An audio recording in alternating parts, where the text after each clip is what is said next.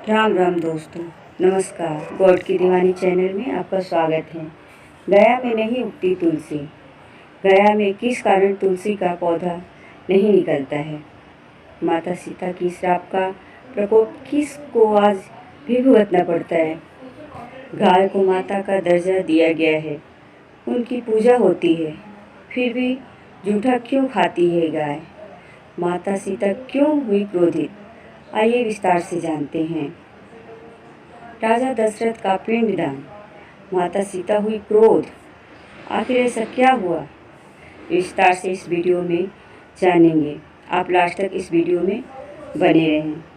जिन 5 को माता ने दिया श्राप, कौवा, तुलसी, ब्राह्मण, फल्गु नदी और गाय को माँ सीता ने श्राप दिया था। इसकी कथा बेहद ही रोचक है। आखिर बिहार के गया में क्यों नहीं उगती तुलसी का एक भी पौधा? क्यों ब्राह्मण कभी संतुष्ट नहीं होता? फल्गु नदी सिर्फ नाम की नदी है? क्यों कौवा हमेशा लड़ झगड़ कर ही खा पाता है? कौवा, तुलसी, ब्राह्मण व गाय को माँ सीता ने क्यों श्राप दिया था? इसके बारे में कुछ लोग ही जानते हैं। आइए हम विस्तार से इस बारे में इस वीडियो में जानते हैं। वाल्मीकि रामायण के मुताबिक वनवास के दौरान भगवान राम, लक्ष्मण और माता सीता पितृपक्ष में श्राद्ध करने के लिए बिहार के गया धाम पहुँचे। वहाँ ब्राह्मण ने भगवान श्री राम और लक्ष्मण को श्राद्ध कर्म के लिए आवश्यक सामग्री जुटाने के लिए कहा। इस पर भगवान राम व लक्ष्मण नगर की ओर सामान लाने के लिए निकल पड़े। ब्राह्मण देव ने माता सीता से आग्रह किया कि पिंडदान का समय निकलता जा रहा है। यह सुनकर माता सीता की व्यग्रता बढ़ती जा रही थी, क्योंकि श्री राम और लक्ष्मण अभी नहीं लौटे थे। इसी दौरान दशरथ जी की आत्मा ने उन्हें आभास कराया कि पिंडदान का वक्त बीता जा रहा है। यह जानकर माता सीता असमंजस में पड़ गई। तब माता सीता ने समय के महत्व को समझते हुए यह निर्णय लिया कि वह स्वयं अपने ससुर राजा दशरथ का पिंडदान करेंगी। उन्होंने फाल्गु नदी के साथ साथ वट वृक्ष, कौवा, तुलसी, ब्राह्मण व गाय को साक्षी मानकर स्वर्गीय राजा दशरथ का पिंडदान विधि विधान के साथ किया। इस क्रिया के उपरांत जैसे ही उन्होंने हाथ जोड़कर प्रार्थना की तो राजा दशरथ ने माता सीता का पिंडदान स्वीकार कर लिया। माता सीता इस बात से प्रफुल्लित हुई कि उनकी पूजा दशरथ जी ने स्वीकार कर ली है। इसके बाद उनके मन में संशय हुआ कि प्रभु राम इस बात को नहीं मानेंगे, क्योंकि पिंडदान पुत्र के बिना नहीं हो सकता है।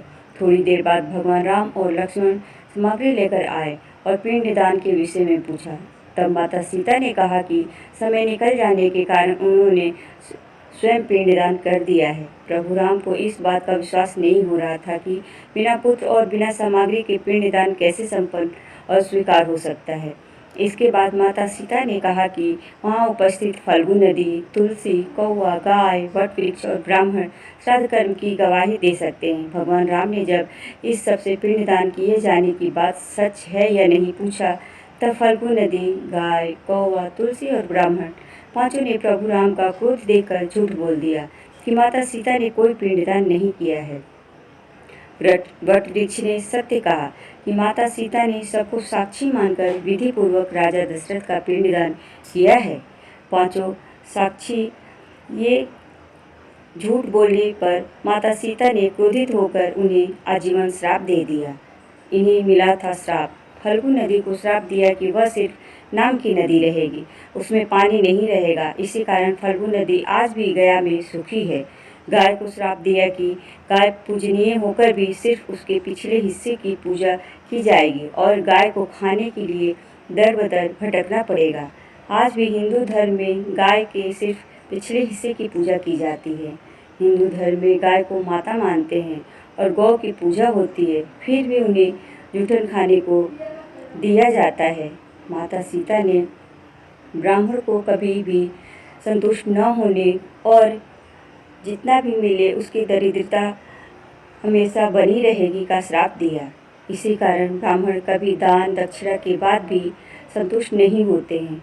माता सीता ने तुलसी को श्राप दिया कि वह कभी भी गया की मिट्टी में नहीं उगेंगी। यह आज तक सत्य है कि गया की मिट्टी में तुलसी नहीं फलती है और कौवा को हमेशा लड़ झगड़ कर खाने का श्राप दिया था।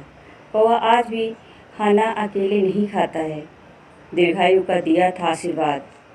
माता सीता ने जहाँ इन पांचों को श्राप दिया, वहीं सच बोलने पर वट वृक्ष को आशीर्वाद दिया कि उसे लंबी आयु प्राप्त होगी, वह दूसरों को छाया प्रदान करेगा।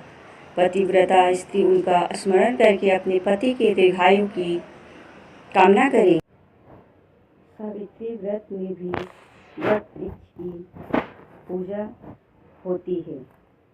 आज भी वट वृक्ष की पूजा होती है। सभी वट वृक्ष की परिक्रमा करते हैं। वट वृक्ष सभी को शीतल हवा और छांव प्रदान करता है। कौवा, तुलसी, ब्राह्मण, फल्गु नदी व गाय को माँ सीता ने श्राप दिया था। श्राद्ध के समय ये पांचों मौजूद थे, फिर भी झूठ बोला और श्राप के भागी बने।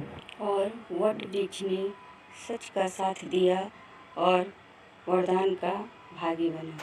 इसलिए हमें हमेशा सच का साथ देना चाहिए।